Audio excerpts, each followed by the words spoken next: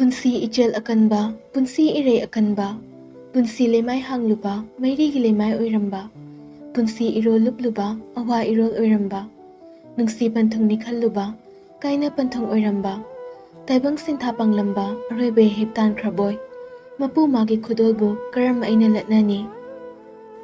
Asiba haibado taibang mapu mahakna khutsinabirabada nathaiduna chenba ngamkhidre.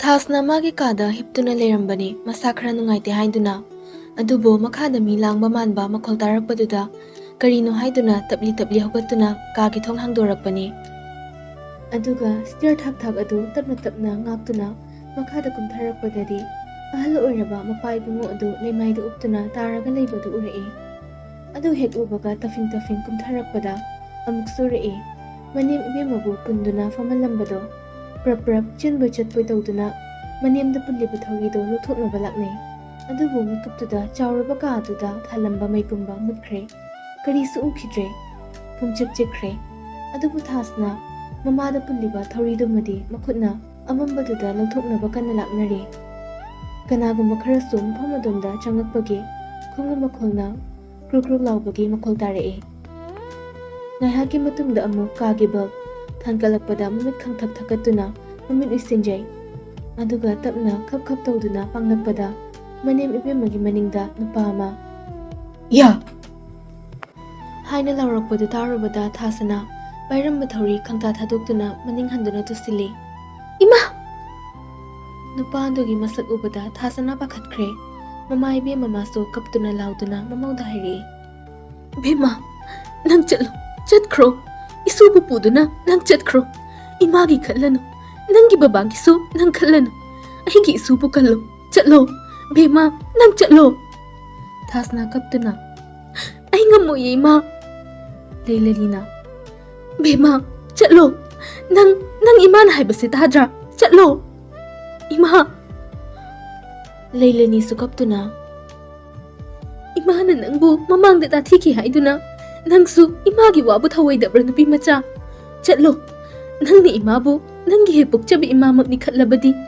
nang aigi isubu puduna chatlo aigi isubu kallo thasna kapi masawai sangdabaga leba phawba ngamsilaktrabani tanja duda nupadusu sumsum thasna gi manaktamna changakre aduga thasna gi khudang baiduna leiriba nupa kharado tana balawrami hey jeksina to ahalani do doshinkro aduga mathakta kanasu kahalakana noi karasu thungji mapanda leidoba khangbra ai thabak tawge haiduna thasnabu mathakta chimduna pukhalai aduga kadin sinduna yamna ludaba sahing chaba samagumna thasnabu magi oina bohonaragle thasna masado waisangdabaga masa kharaga ngamdabaga nupa maga muknaduna leiba ngamdre nupa magi pangalna henkre thasna mapuroibana chathokringege tanja loduna sahing chaba sa aduna sarak tambikre masadu lengu phawba ngamdre mikup aduda kagi thongdu thanilna mamai humang kana hangdorei nupadu usi thawoidana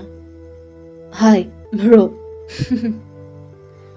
haiduna karimna nanoi nupaduna muksu hairi thabak chatpabu asuk thengna halakpa hunabra ngasaidagi akhoi thasnana nangbu ta sonduna leirabani ainasu phatnadi yam thembirabani adu yadene tokteba nangi naming sonbadi aigi su taude ko itawgini haibu khudingdi aigini haikibado aha itawgi ima baba su aigini hairidi itawgi haiba loiba nang khidre thanil mamit animak mairi onkre maya chaksinaduna lauduna chensilai aduga nupa adubu phuthaba horai phuba yaba phurabada thanil thasnana gyan tada taduna leiriba romda chensilai aduga mapi darakle tabna kaujarai magi thasnabu thasna se tamo choni tabro ai lai thasna nangi tamo chola e me pango se kaino nanga tawrami sibo nangbu nga sai tamo chose nganna lo hairak padaine ai bu chatho khano haikibado aina nangi wa taru da base ai yam lale thasna se nang mit amuk ta pango ai nang yaudana karam hingani nang khangi ba natro thasna se thasna haiduna thasana bu ko kapiduna kapjai mikup aduda tungda taduna leiramba nupa do hogolakle Maga lakminnaba nupasing adunasu Thanilbu phugi tawi. Adubu nupa aduna mukut sign tawduna tumin lehalle. Aduga Thanil na kapliba mikap khulaudo yamna penana yengduna lay. Aduga changlaktuna table machida layriba thang machado tapai khatkre. Aduga Thanilgi mananganda thangduna sangna chingke. Thanil okaina khanaudagi fajinduna amuktang wana lawi. Thanilgi lukhamgi masamdo tapaiduna chingthai.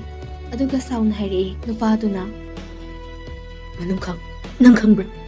Matamduda nang nebu karim lakhiba. Thasnabu nang gyure haiduna ahibu shitaba. Aina pamli khangna khangna nangna mabul hongduna aigi mitmangda lawkhiba. Aina kariki khangloi. Aibu maithiba ikaiba pina bhotnaba. Nangna aigi tungda kuininaba. Aina kariki khangloi. Thanilna oi kai khangdaba hoi. Naram chati ludraga nangna isibo karine haina khanbage. Thamoi singna thabakta. Natradi nang. Kaidoge habano. Nang boy ngonda. Kaidoge habano. Gasi nang naibu laina maithiba bi bangam khrabaso. Aigumba kaya ama imale bag asigi damuk tari rahibase. Nang kaugano. Aidi ngasi sikhiba yai. Adubo nang shunong madi soidana. Asiba kogo mahakna lawba lakani. Matamduda nasagi naral tumbaga loinana. Nang noragi komda irakna duna laigani haibase. Nang kaugano. Gari noragi kom. Haiduna noi. Laibu laibra. Nangbu khangbrane. Sikhrabadi loiri. Aduda norog adu ada hainasu laibore ko. Adu oiragadi nangsu hana makhoigi sarga haibra kaino aduda karamone. Aidi papni yomlebanina matam khara phaba thabak. Haidi aigi marupki nupi loinabi. Thasna se nungshina luna mukdang tawbiramkhigeba. Ihaine ko. Thanil sauni yenglei. Adubu nupa aduna pairamba thang aduna Thanilgi mangaksamda khangding linsinkhibada ibri launa kapthorakpaduna nupa adugi mamaida chungi. Adubu thawasada maida tairib I adu makut kadombina nanthokduna machilna mugleksili. Tawribadu purasani sagi masakni. Thanil mafam aduda aroiba sor honkhre. Thasanabu sire khana hundok lambani. Adubu magi laibak phabana mahak hinghori. Adubu angang adudi kanmangam hudre. Matay magi samin yeknabana phangkre khangbana Thasnabu aron biyum amada amuk lona puraktuna thamkre. Lemai hanglubani matam amagi punsi lemai do. Hojikna lamganba restaurant amada family. Magi mayoknabadana yaikhombi family. Ngasai nonglengi mamang maktada makut samduna chingduna mafamduda purakhibani. Yaikhombi walan ngangde. Chanabasu puthorakle mikuptuda. Lamganba tamna chanabudu insinduna. Se. Yaikhombi hanna yengda famlaga lay. Lamganbana magi mawongdo ngahak yenglaga haire. Aina hairse munada. Nang nupa amataga naksinaba yaroi. Yaikhombi handak mukti mamit khani yenglai. Lamganbasu magi mit yengduda sauning lagle. Kaino, kay mit yengno. Adumayna kana yengnage. Yaikhombi handak muksu kumlagde. Lamganba yam tapna haire handak mukti. Ay khangi. Nang naujiksu ay bukarigumba karadi khali hab. Nagsibagi maram natrabasu. Nagi maramda nang nakarigumba karadi khali. Chumigo. Madu ay nang nagi maramda sukan kan kay tabudubudi. Nagsidrabasu nagsidana nagi maramda. Pataboyrasu wakalamadi kanbasina ayanay na pam. Ay buhat kaya na nangi wakal na kanbaduso ay di pami. Nang nalaki bumikupta ay ang awbaso ikine. Isase abnormal na urisi. Nang kapapong nadabada nang buudabada. Natuga hujik na nang buuraba. Nang naimang na famdo na layraba si data normal na muktari. Ay na amuka na hari. Nang kanagaso nagsinabayar.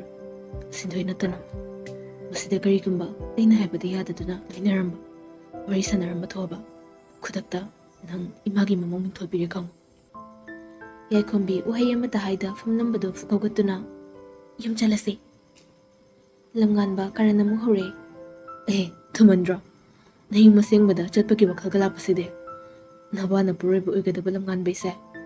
Fasana hana kang nabot na ba na chumdra. Yaikhombi sauri. Nangang horo odom. Hay doon na thokpa hokre. Lamgan ba sa hugot doon na. Ngay ko ne. Achapan mayam se loy lawshilagam ta sadri. Loy mang batari ne. Yaikhombi tasin na da adom thokre. Lamgan ba so sel thidok lamnaga tanari. Chachat na so lamgan ba na latnari. Imagi momoga palakpasida nang khudaksida chaninga iraba ha mai nong len aduna hundokpirambaday nangso mangonda singnaraga aisu nangondi henba phasaba nupa ama phangi kainaga ha ai phasaba khraba sakse utlaga gaptawningira hey aingonda leiradi nang acting khradi heitaba yaroi aduga khra jeksilo surprise daga video namamgane aduna nungtigi makeup tawgadaba khangabra adai prank tawnadana ha yam nungai dei potnida ado hayangwai aina nupi lona koibagine prank tawradi adudaga saudanaga di nang jakhinuko couple mukbangga tawthadorini us mitagoine matamdugi nangaina tawgadaba kumai myamda couple mukbangdana yen maphaina se adai mina suktaw tawnajiba video khanamni aina namtharaktori myamse nang naraiba pharabani hai ai phangjaba se haina gari start tawkhre aduga thawba sahori isai amasu thare yai khumbina tumin leikrabada lamgan basu thari bi isai duga mapachana na sakli ningjobu mana nukshibi mana inakta famlarabada ingjabanattana aingamde wahise tamogi nukshiba nangna tawaine nangna punsine aina hakjangni nangna mamine tadokna bayaroi kaina bayaroi mapuk khudingda thingna siko nang ai minna si punsige asomdana mo mothai sinthoige IG account thirakpani adubu laina thiba phangkre adudagi message thakibaduna numit humni subada reply lakhibani asumna paw phaunarakibani tuminna adubu ahenba waridi sanaba natte chamna dum message thanabadagi number sulawnaraga marakta paw phaunabani adubu mothai sinthoiba pamjakhrabani aduna tapna attack chatharibani adubu sinthoidi khangjade chamna da khali marup amagom ngasi su message ta sinthoina adudi nang khak leira mothaina leideda juice kapuna leibani o chakjaraba nangdi aisu kinjang charage ironba kangau koinu ironba kangau haiba irole kangau magangau haba o adura ado noina manaba lamgan ba haidudi lekpa yaudra yaude made o kaigino thabak leibage hoy adudi ay offline chatlage ngai khoi wari sakise is namjadre pari chacharo dudi sinthoi reactorum laga offline chatkre somda mathai su famung da lungni heptuna magi mobile do mayana tabli chuptuna nokfe tawjai yai khomi masangam de haiduna magi famung da tumli mama nandila changnaktuna haire bhima nakok chikpado phatribo nangbo hoima isase ayulak to male nangbu ke jasilurage hospital sa sira talle engak pothage phare adudi imane chak thonglurage kangsoido oina tawrasiko hoi mama su thokre yai khombe amadamuk onduna khangi adudagi kadomdagi no khangde lamgan babu khangning ningsinglei ngasai mayum changlamdai da harakhiba wahi kharado ningsinglei nangna khangbidaba adudi ngonda thoidokte nangbu aina ihana na ukhiba mikupta nangse aigi thawai ohankrabani ai samakna aduna thawai nangna hakchang oriba gi famdagi chenthoknaba lapthoknaba hotnakhibada aigi punsina kari oihoba haiba tamba ngamde aduna idi aigi thawai mangkidanaba aigi thawai oribi nangbu khamjinaba hotnasabani haibasi matang nangna khangko yai khombi ningsingle hujikso adubu maithongda expression ama thokte tanja kaina kol ama lakpadu yenglubani lamgan boiduna su leirami yai khombi machinda murum soli tanja chade haisidi thangai banu pasigi kol oire adubu yai khombi ngasidi kari khalubano khangdi kol pai khatli lamgan ba itha thazada yai khombi na kol pai khalakpaduda wow kaino thazadiya kaino haisa kol pai khalakpase thazade haba ado kido haibano thazadrise thazahalo ado boinara hoine nangna natrade kana noidoino is thazahalo angawba malakano ko yeningde ngawri mutada malakano ne nangmana kana ngaw haige Haidrsu nangna ngawhalidana. Kari? Chumbu chumdro. Nangi nungsi wakhalda aise somda ngawboirise. Mase nangna ngawhanba natradi kanana ne haigi haino. Khombi sauning laktuna phone da kapthatli machul paithoktuna. Mi usitrine maise. Kaigino inamo masinu pasagi call tawrakpada nangawri dawnaga call paikhatluisiba. Somdalam ganbasu phone kapthatkibaduda nakmi tawjay machindasu soli moli.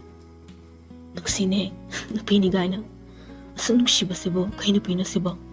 Kunung sisidi lawiri. Lepa leitaba matamaso hujinki asum. Yaikhombi sinthoi amadi Donald punna college life ki marub amagi birthday party yawbalaklami invite tawraba hotel aduda. Nonglen amadi mitsnasu laktuna leiramli. Yaikhombi ihei masado. Adubu nakanamada thaidoktuna leiringai. Nonglen manakta chonglaptuna wari sajanba haurai. Yaikhombi khumningdana khummi. How? Nangariba? Hoi. Ado ekinomta hangena. Hoi hango, kaino? Nahangi nupado mado kanano. Nanga hana khangnabra. Yaikhombi tumin lei wa makha rakhidre. Nonglen amukso. Sumhangbani nang saunu ko. Aisu numito wakal khathaba ngamhodre. Saudida. Yai, ai soikre. Nang aibu mukta ngakpiyuba. Soidida, aina lanbane. Nangi thamai masa khangludaba aina lanbane. Nangi nuksijabile haiba aina khangludaba aina lanbane. Nangbu kana amaga loine khangna aina nangi maikebu yengluba aina lanbane. Ate wakal ka hena khanjilurano. Nangaigi matamdugi waridudi kanana suba phanglaroidaba nainung amada phumjinduna thamkiba kuiri. Aina nangonda yelakadabasu leitreda. Adi saru nanga mitsnaga gi lawangbada ahed apan yawda pangthoktuna nangaiba punsi amada ingna chikna leiba oyo. Matamduda aina nangbu thamoisingna nungsijakhiba maktabu oirabadi nangna nungaina leikibasu ai mitbena yengjage. Yaikhombi. Asumna leinaringai nakal amada nongmai paiba mamai khumba phimu setpa nupa amana nonglengi mayambo oiriba jingkhaibu makokta nongmai namduna puthorakpadu ure. Yaikhombi masa khang ingni tu khang chunghe chungne madu ate karida nate thokhiba mamai khumba nupa adugi mityeng adudani. Yaikhombi da nganglaba maridagi su hena nganglaba mamit animakna amuktang munna yenglamba mityeng adunani. Nonglen sumayambabu gunpoint tawduna puthorakpadudadi ithak thakatna chinsilaptuna. Kaino tawrise? Nang kanano? Tamo. Haiduna masai khanghauda nupa adu tamna jangsilui.